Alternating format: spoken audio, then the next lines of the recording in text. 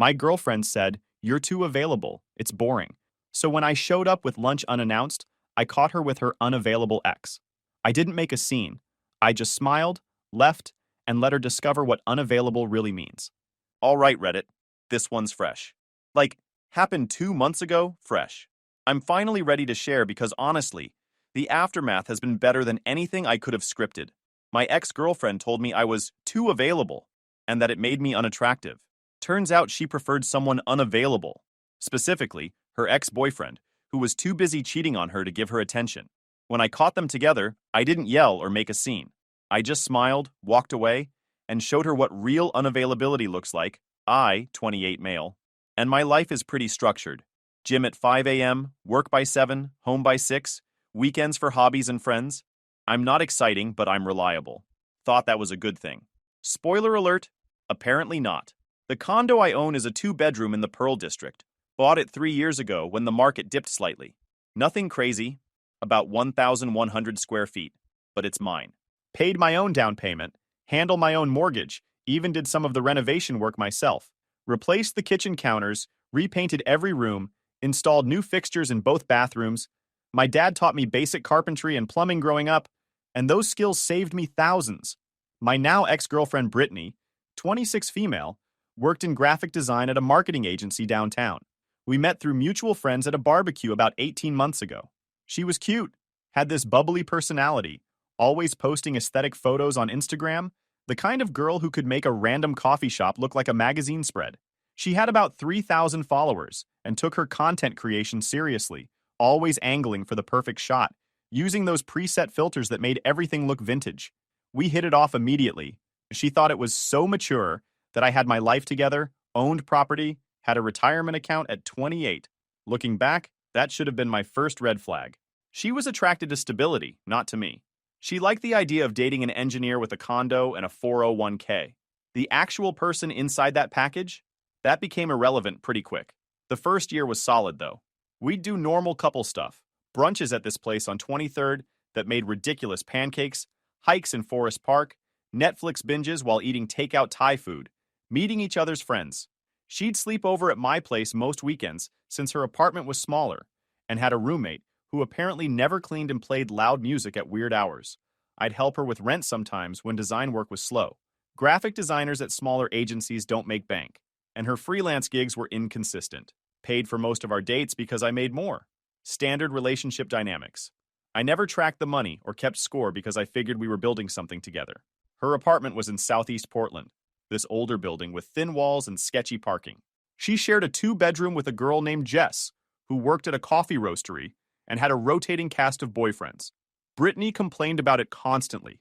The noise, the mess, how she couldn't have people over without coordinating with Jess first.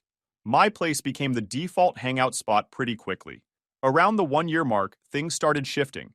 Brittany began making these comments about how I was always around and too predictable. At first, I thought she was joking. "You're like a golden retriever," she said one night while we were watching a movie on my couch. Some romantic comedy she'd picked that I was only half paying attention to. Always happy to see me. Always available. Always eager to help. I laughed it off. That's a bad thing? It's just, guys who are too available aren't that attractive, you know? There's no chase. No mystery. I remember thinking that was the dumbest thing I'd ever heard. We're adults in a relationship, not playing games in high school. But I let it go because I figured she was just venting after a long week. Then the comments got more frequent and more pointed. Tyler never answers my texts right away. It's so frustrating but also kind of hot. Tyler was her co-worker, some hipster dude with a man bun who wore vintage band shirts and made experimental coffee. The kind of guy who thinks having a vinyl collection is a personality trait. She'd mention him more and more, always comparing how mysterious and independent he was compared to me. "He's just so busy with his side projects," she'd say. Like, he's always working on something creative. Photography, music, art installations. He doesn't have time to just sit around. Meanwhile, I'm apparently sitting around when I'm not at work. Never mind that I was renovating my bathroom, coaching a youth robotics team on Saturdays, and training for a half marathon. Those didn't count as interesting hobbies, apparently. "Maybe you should be less available," she suggested one evening while I was cooking us dinner. I'd made this chicken stir-fry from scratch. Chopped all the vegetables, made my own sauce, the whole thing. Like, don't always answer my calls immediately. Make me wonder what you're doing. I answer because I want to talk to you, I said, genuinely confused. Why would I play games? She sighed like I was missing the point. It's not games, Austin. It's attraction, psychology. Guys who are too available just aren't as appealing. Austin. That's me. And apparently, being a decent boyfriend was my fatal flaw. The weirdest part was her obsession with this pickup artist garbage she'd been reading online. She'd send me articles about high-value men and maintaining frame and all this other nonsense wanted me to act more aloof, more distant, more like I didn't care. One article she sent was titled, Why Women Are Attracted to Unavailable Men, and it was the most toxic garbage I'd ever read. Basically said that women biologically respond to men who are emotionally distant because it triggers their need to win them over. Pure pseudoscience wrapped in misogyny. You're too invested, she told me, after I surprised her with takeout from her favorite Thai place when she mentioned having a rough day. It's suffocating. Being thoughtful was suffocating. Got it. My best friend Dylan saw through it immediately. We've been boys since college. He's a straight shooter who doesn't sugarcoat anything, works as a financial advisor, has his own life figured out, and has zero patience for relationship drama. When I told him about Brittany's too available comments, he just shook his head. Dude, she's telling you she wants to chase after guys who treat her like garbage, he said while we were shooting hoops at the park near my place. It was a Sunday afternoon, warm enough that we'd drawn a small crowd of kids watching us play. That's not a you problem. That's a her problem. She says unavailable guys are more attractive. Yeah, and look how that worked out for her with Brandon. Brandon, her ex-boyfriend. The guy she dated for 2 years before me. From what she told me early on, Brandon was a nightmare. Constantly flaky, forgot important dates, prioritized his boys over her, probably cheated at least once. She'd spent those 2 years in emotional turmoil, always wondering where she stood with him. That relationship ended when she caught him with another girl at a party. She was devastated for months afterward. When we got together, she said she was done with guys like Brandon and wanted someone stable and reliable. Guess that got boring. Brandon worked in sales for some tech startup, the kind of place with ping pong tables and beer on tap that tries to disguise terrible work-life balance as culture. He was the typical bro type, backward baseball cap, expensive sneakers, always talking about his gym routine or his fantasy football league. Brittany had shown me pictures from when they dated, and every photo was the same. Him looking at his phone or talking to someone else while she clung to his arm trying to get his attention. I'm just worried she's romanticizing that toxic garbage, Dylan said, sinking a three-pointer. Women do that sometimes. Forget how bad it actually was, and only remember the excitement of the drama. I didn't want to believe him, but then Brittany started spending more time with her old friends and being vague about her plans. She'd cancel our weekend plans last minute because something came up with the girls. Her texting became sporadic. Sometimes she'd respond immediately. Other times I'd wait hours for a reply. The irony wasn't lost on me. She wanted me to be less available, so she made herself less available classic. I started noticing other things too.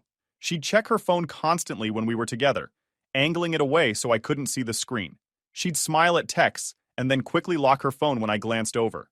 Started dressing up more for work, outfits that required effort, full makeup, hair done perfectly. When I complimented her, she'd say she was just trying to be more professional or experimenting with new styles. 3 weeks ago, things came to a head. We had plans for a Saturday, farmer's market in the morning, lunch at this sandwich place we both liked, maybe catch a movie at the indie theater Friday night. She texted, "Hey, can we rain check tomorrow? Amanda's going through something and needs me." Amanda was her best friend since college. So fair enough, I said no problem, hoped Amanda was okay, told her to take all the time she needed. But Saturday morning, I saw Brittany's Instagram story. She wasn't consoling Amanda. She was at some brunch spot downtown with a group of people I didn't recognize. Mimosas and aesthetic latte art everywhere. The location tag said it was this trendy place in the Alberta Arts District that had a 2-hour wait on weekends. She was laughing in the video, doing that thing where she'd flip her hair and pose with her drink. No sign of emotional support or crisis management. Just brunch with people who weren't me, and definitely weren't Amanda in distress. I didn't call her out, just filed it away. Added it to the growing pile of weird behavior that my gut was telling me meant something. The next Thursday, I decided to surprise her. She'd been stressed about a big project at work, some rebranding campaign for a local restaurant chain that had a tight deadline. Mentioned she'd probably be working through lunch to get everything done. I figured I'd do something nice. Show up with lunch from that sandwich place she loves, maybe brighten her day. The thoughtful boyfriend move that apparently made me unattractive, but whatever. I left work around 11:30, drove to the sandwich shop, waited in line for 15 minutes, got her the turkey club with avocado and extra pickles that she always ordered. Added a bag of those kettle chips she liked and a lemonade. The whole thing cost like 20 bucks, but she was worth it. Or so I thought. Her office building has this open lobby with a receptionist desk, but I'd been there enough times that security recognized me. The main guard, older guy named Tom, who always had crossword puzzles at his station, waved me right through when I held up the sandwich bag. Lunch delivery? He said, smiling. Trying to score some boyfriend points. Good man. She's lucky. If only he knew. I took the elevator to the third floor where her design studio was located, sandwich bag in hand, feeling pretty good about being a decent human. The elevator doors opened, and I walked down the hallway past conference rooms, with glass walls where people were having meetings. The design studio was at the end of the hall, through double doors that were usually propped open. The studio has this open floor plan, with cubicles and workstations scattered around. Exposed brick walls, industrial lighting, the typical creative agency aesthetic. Most people were at their desks, heads down, working. I scanned for Brittany's area in the back corner. She liked being away from the main traffic so she could concentrate better. That's when I saw her. Brittany was at her desk, but she wasn't alone. Some guy was leaning against her workspace, and they were laughing about something. Her hand was on his arm, and she had that look, the one where her eyes get all sparkly and she does this thing where she tilts her head and plays with her hair. The body language was unmistakable. This wasn't coworker small talk. This was flirting, heavy flirting. As I got closer, I realized who it was, Brandon, her ex-boyfriend. The unavailable guy who'd treated her like garbage and probably cheated on her. They were so absorbed in their conversation they didn't notice me approaching. I could hear their voices now, hear the familiarity and comfort that comes from history. I caught fragments of what they were saying. Remember that time at the lake house? Brandon was saying, grinning like an idiot. His teeth were too white, probably bleached. He was wearing one of those tight V-neck shirts that showed off his gym muscles. Oh my gosh, yes! Brittany was practically glowing. Her whole face lit up in a way I hadn't seen in months. That was such a good weekend. We should totally go back sometime. Her hand was still on his arm. He was looking at her the way guys look at girls they're sleeping with, not girls they dated 2 years ago. The way his eyes kept dropping to her lips, the way he was leaning into her space, it was all there. I stopped about 10 feet away. Just watching, part of me wanted to announce myself. But another part, the petty part, wanted to see how this played out. Wanted to see how long it would take them to notice me standing there like an idiot with a sandwich bag. Brandon said something that made her laugh, and she playfully shoved his shoulder. That's when Tyler walked by, the hipster coworker she'd been going on about. He had his laptop under one arm and a coffee in his hand, heading toward the break room. He saw them, saw the body language, then noticed me standing there. His expression said it all. Dude, I'm sorry you're seeing this. Tyler caught my eye, looked at Brittany and Brandon, then back at me. His face went from neutral to sympathetic. In about 2 seconds, he gave me this little head shake, like, this is bad. I held up the sandwich bag and raised an eyebrow at Tyler. Like, should I even bother? He just shook his head more definitively and mouthed, sorry, before disappearing into the break room like he wanted no part of whatever was about to happen. That's when I decided on my approach. No drama, no scene, no emotion, just acknowledgement and exit. I walked up casually, stopped right next to Brittany's desk, and cleared my throat. Hey! Brittany's head snapped toward me, and the color drained from her face. Her hand jerked away from Brandon's arm like she'd been burned. Austin, what are you? I didn't... Brought you lunch, I said, holding up the bag. My voice was calm, almost cheerful, like I'd just walked into a normal situation and not whatever this was. Then I looked at Brandon and extended my hand like we were meeting at a business conference. You must be Brandon, heard a lot about you. Brandon, to his credit, looked confused but shook my hand anyway. His grip was firm, probably one of those guys who thinks a handshake is a dominance thing. Yeah. And you are? Austin, the boyfriend. I turned back to Brittany, who looked like she wanted the floor to swallow her whole. Her face had gone from pale to bright red, and her mouth was opening and closing, like she was trying to form words, but nothing was coming out. Well, I guess technically I'm the too available boyfriend, the boring one, the golden retriever. I set the sandwich bag on her desk, right next to her keyboard. She stared at it like it was a bomb. Anyway, you two clearly have catching up to do. I'll let you get back to it. Brittany stood up so fast her chair rolled backward, and hit the cubicle behind her. Austin, wait. This isn't... Brandon just stopped by to... Save it, I said calmly, smiling even. The smile felt weird on my face, but I maintained it because I knew it would unsettle her more than anger would. You want it unavailable? You got it. Have a good one. I turned and walked out. Didn't look back, didn't wait for an explanation, didn't give her the satisfaction of seeing me upset. Just headed straight to the elevator with my head up and my shoulders back. Behind me, I could hear Brittany's voice getting louder, panicked. Austin, please! It's not what you think. Come back. The elevator doors closed before she could reach me, and I watched her face disappear as the numbers counted down. 3rd floor, 2nd floor, 1st floor, lobby. Tom, the security guard, looked up as I walked past. That was quick. She not hungry? She's got other plans, I said, and kept walking. The drive home was surreal. No anger, no heartbreak, just this weird, calm acceptance. Like when you finally understand the answer to a problem that's been bugging you, Brittany didn't want a relationship. She wanted the drama and uncertainty of chasing someone who didn't give a damn about her. And I wasn't going to compete with that. My hands were steady on the wheel. My breathing was normal. I felt nothing. Or maybe not nothing. Maybe just clarity. The fog that had been clouding my judgment for months had suddenly lifted, and I could see everything for what it really was. When I got home, I did what any rational person would do. I blocked her number, went into my contacts, found her name, and hit the block button. Then I blocked her on Instagram, Snapchat, Facebook, every platform. Spent about 10 minutes going through my social media and systematically removing her from my digital life, went into my phone and deleted all our photos together. About 400 pictures documenting 18 months of relationship. Hit select all, hit delete, confirm deletion gone. Took the picture of us from my desk. This one from a hiking trip where we'd reached the summit of Mount Hood and gotten someone to take our photo with the view behind us. And tossed it in the trash. Didn't even take it out of the frame. Just dropped the whole thing in the kitchen garbage. Boxed up the stuff she'd left at my place. Some clothes in my closet, toiletries in the bathroom, a couple books on my shelf, her favorite coffee mug.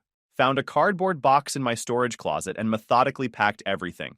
Her purple toothbrush, her face wash, the overnight bag she kept here, 3 pairs of shoes, a hoodie that said Portland Coffee Festival 2023, 2 photography books she'd been reading, her phone charger, a half-empty bottle of the expensive shampoo she liked, set it all by the door, taped it shut, wrote Brittany on the side with a Sharpie.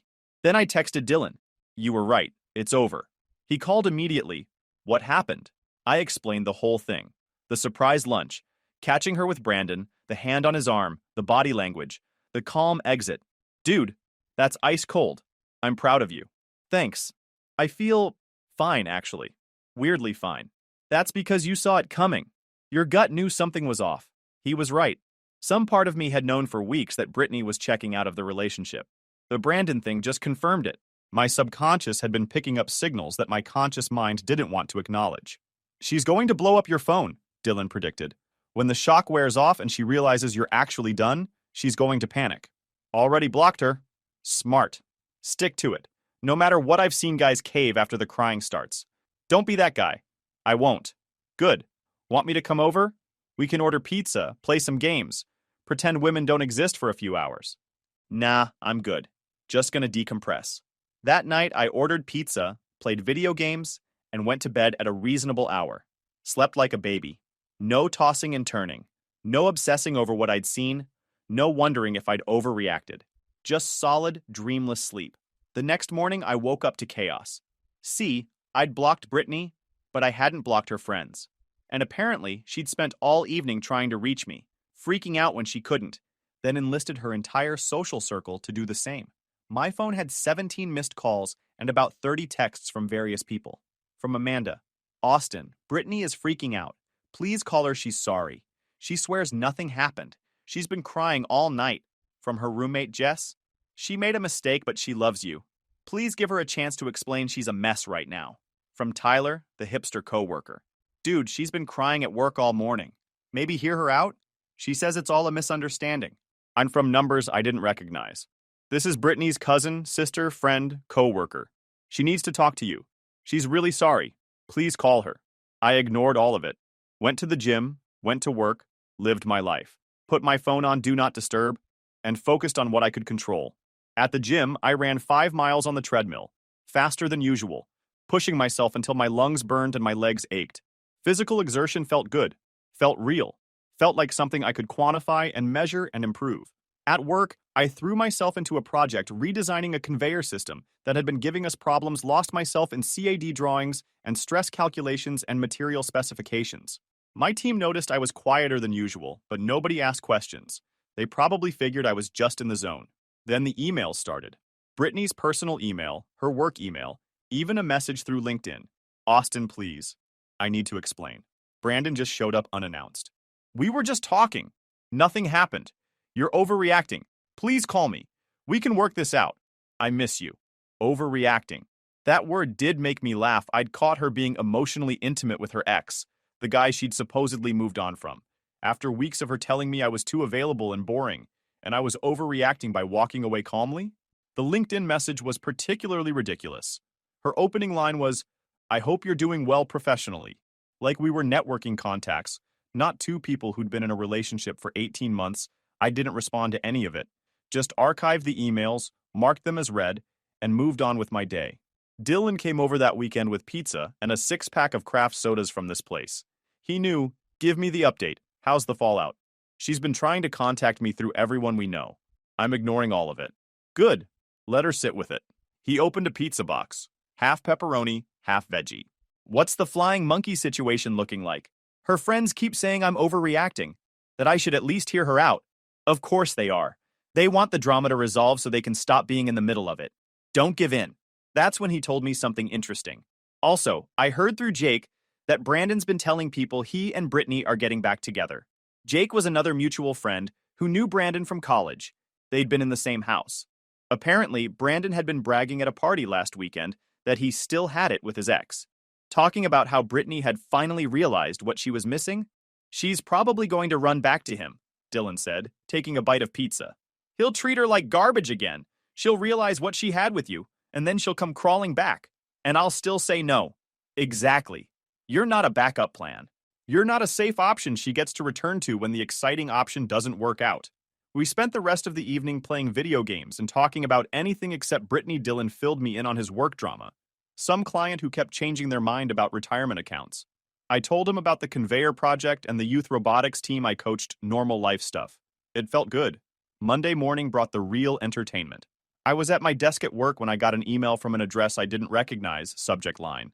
You deserve to know the truth. I almost deleted it as spam, but curiosity got the better of me. The sender's name was Jennifer, which meant nothing to me. The email was from someone named Jennifer who claimed to be Brandon's girlfriend. Wait, what? Brandon had a girlfriend? Apparently, Brandon had a whole other life that Brittany didn't know about. Jennifer, an apartment across town in Beaverton, and a relationship of about 8 months. Jennifer had found out about Brittany through mutual friends who'd seen them together at that brunch place.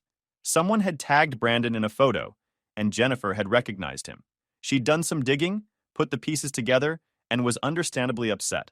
She'd confronted Brandon over the weekend, who admitted he'd been reconnecting with his ex, but swore nothing physical had happened yet. The yet being the operative word. Jennifer didn't believe him and wanted me to know that both of us had been played. She said she felt like I had a right to know what kind of person Brittany really was. She'd attached screenshots of text exchanges between Brandon and Brittany going back about 3 weeks. The messages were flirty, nostalgic, exactly what you'd expect from two people rekindling something. Brandon, been thinking about you a lot lately, miss what we had. Brittany, I miss it too. Things with Austin are just so boring. He's like a puppy, always there, always eager. There's no excitement. Brandon, I remember you liked excitement. Should grab drinks and catch up properly. Brittany, I'd like that. When are you free? Brandon, Tuesday night? That place on Hawthorne we used to go to? Brittany, perfect. Can't wait to see you.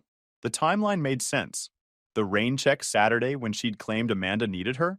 She'd been out with Brandon. The late night texts that took hours to answer? She was probably texting him instead. The extra effort with her appearance? She was trying to impress him. 3 weeks of planning and flirting behind my back while telling me I needed to be less available. I forwarded Jennifer's email to my personal account for documentation, then replied, Thanks for the heads up. I ended things with Brittany last week after catching them together at her office. Good luck with your situation. Jennifer responded within minutes. I ended things with Brandon this morning. Showed him the screenshots of his text with Brittany and told him we were done. We both dodged bullets with these two. Hope you find someone better who appreciates you. You too. You deserve someone who's actually committed to you. And that was that. Two relationships imploded because Brandon and Brittany wanted to chase the drama they'd had years ago. The excitement of sneaking around, the thrill of forbidden romance, the validation of being wanted by someone who'd hurt them before. The irony was beautiful. Brittany had spent weeks telling me I was too available, too boring, too predictable. She wanted someone unavailable and exciting. Well, Brandon was definitely unavailable because he had another girlfriend, and exciting because he was a lying, cheating mess who treated her terribly the first time around. She'd gotten exactly what she asked for Tuesday. Dylan sent me a screenshot from Instagram.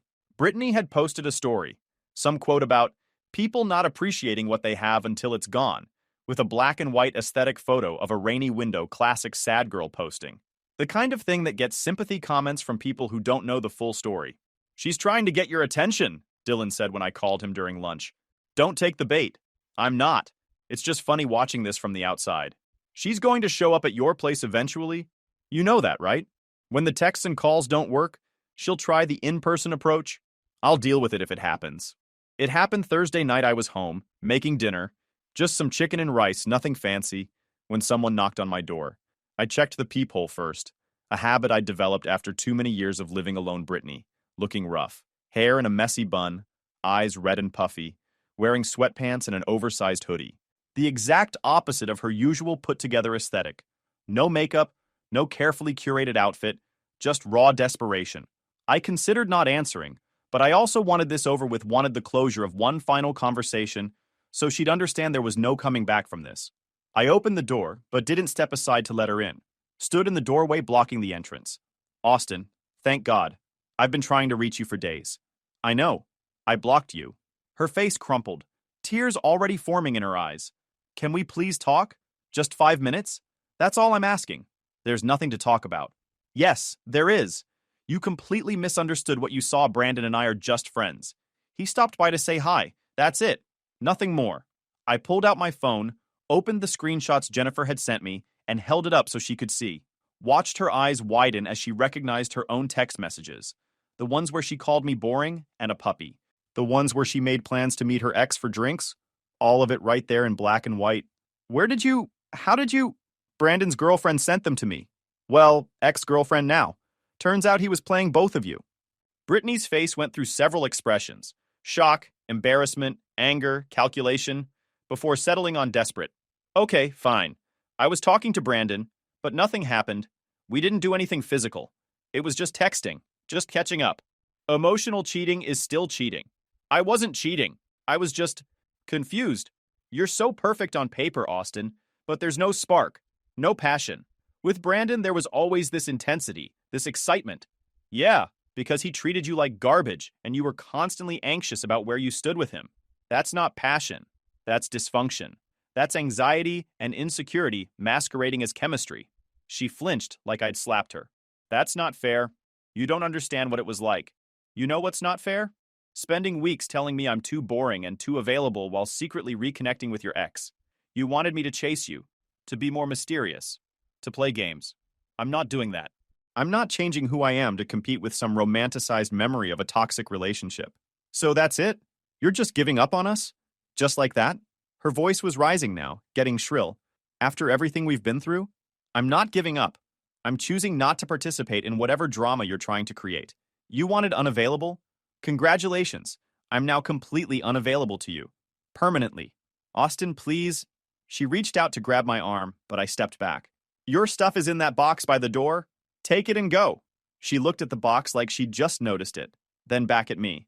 Her face hardened, tears drying up as anger took over. You're going to regret this.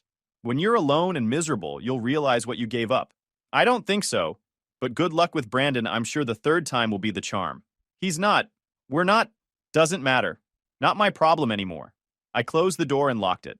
Through the wood, I could hear her crying in the hallway. Part of me felt bad, the part that had loved her and wanted to comfort her. But the smarter part knew that opening that door again would just restart the cycle. She'd apologize, I'd forgive her. And 6 months from now, we'd be right back here because she'd still be chasing whatever she thought was missing. After a few minutes, I heard her footsteps walking away. Heard the elevator ding, the doors open and close. Then, silence. My phone buzzed. Text from Dylan. How'd it go? She came by, I sent her away with her stuff. Clean break? Yeah. She tried the crying thing, tried to downplay the texts, tried to make me feel guilty. I shut it all down. Proud of you, man. That takes guts. Dylan texted me an hour later. Amanda just called, said Brittany showed up at her place crying. You actually did it. Yep. How do you feel? Relieved, honestly. It's like I've been holding my breath for weeks and can finally exhale. That's because you were in a no-win situation. She wanted you to change into someone you're not.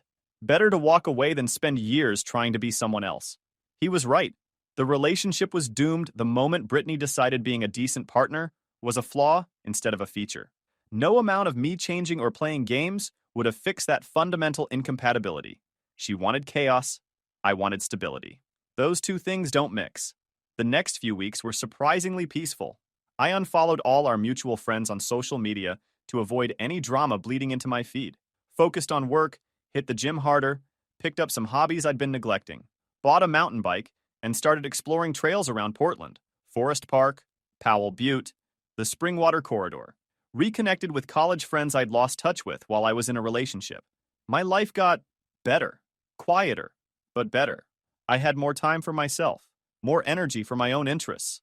Started cooking new recipes, reading books I'd been meaning to get to, working on that bathroom renovation I'd put off, refinished the vanity, installed new tile, upgraded the lighting.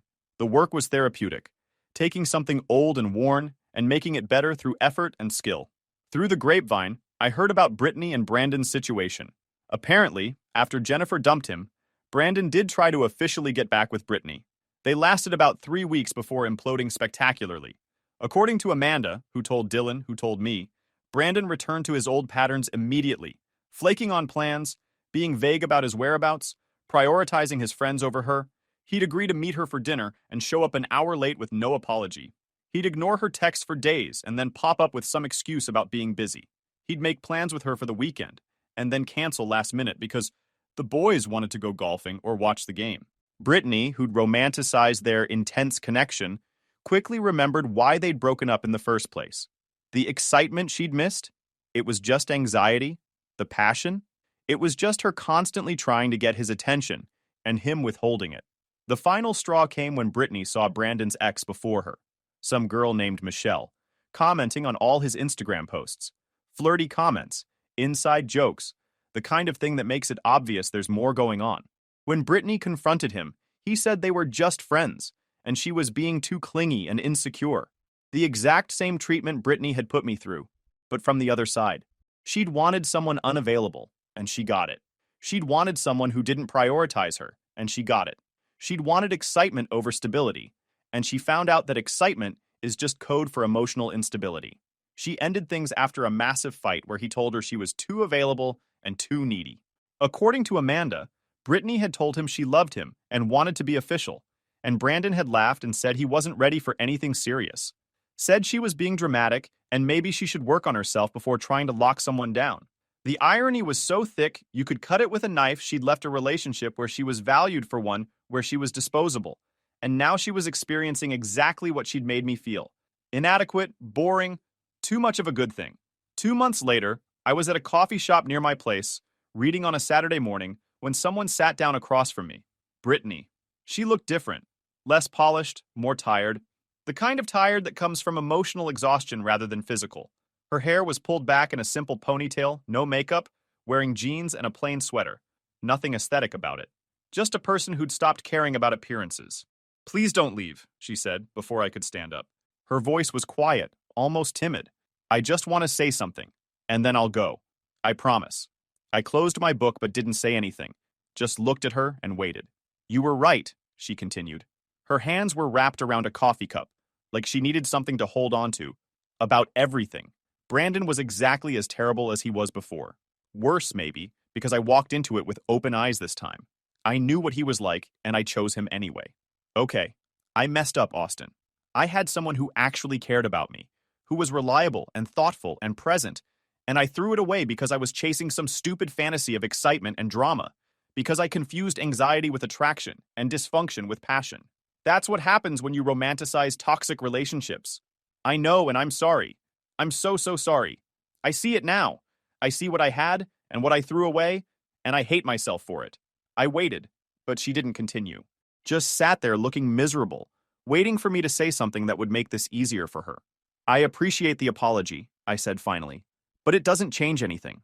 I know, I needed you to know that I understand now. What I had with you was real and good, and I was too dumb to appreciate it. Too caught up in what I thought I wanted to see what I actually had. For what it's worth, I hope you figure out what you actually want instead of chasing what you think you want. She nodded, tears welling up. Can we maybe be friends? Eventually?